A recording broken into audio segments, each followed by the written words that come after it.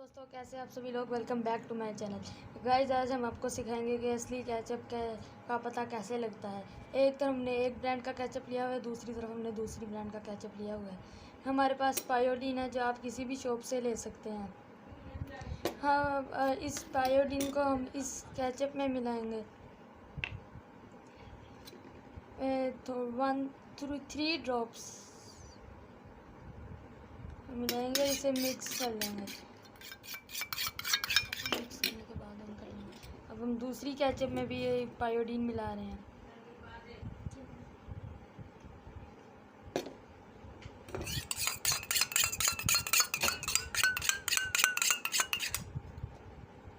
अब आपने थोड़ी देर इसको ऐसे मिक्स करते रहना।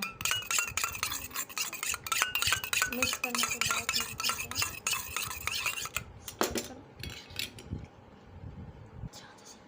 गाइस, आप जैसा कि देख पा रहे हैं, हमने इन दोनों में पायोडीन मिक्स कर दिया है।